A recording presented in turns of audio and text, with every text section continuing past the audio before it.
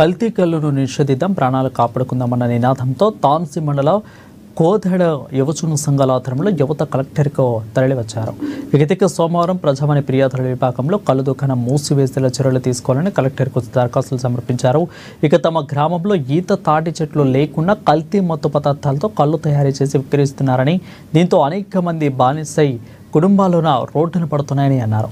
ఇక మత్తులో రోడ్డు ప్రమాదాలకు గురి కావడం, కళ్ళు తాగటం వల్ల కూడా వారు మృతి చెందిన ఘటన కూడా ఉన్నాయని అన్నారు.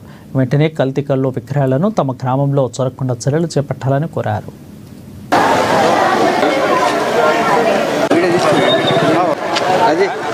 ఆదిలాబాద్ జిల్లా తలమడుగు మండలం కోడది గ్రామంలో ఈత చెట్లు లేవు, తాటి చెట్లు లేవు.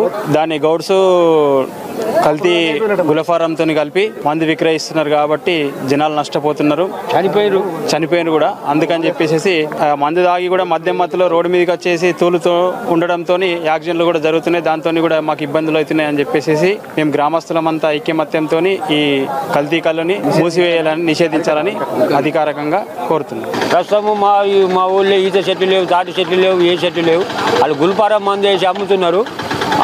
మా విలేజ్ వాళ్ళే కాక ఎందరో మంది చచ్చిపోయినారు, యాక్సిడెంట్లు అయినాయి, ఎన్నో కుటుంబాలు నాశనం అయినాయి.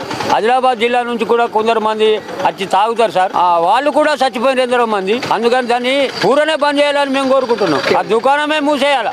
మా ఊరు వాళ్ళందరం కలిసి వచ్చినాము, దాన్ని కలెక్టర్ను కలిసి వచ్చినాము. అందుకని మాకు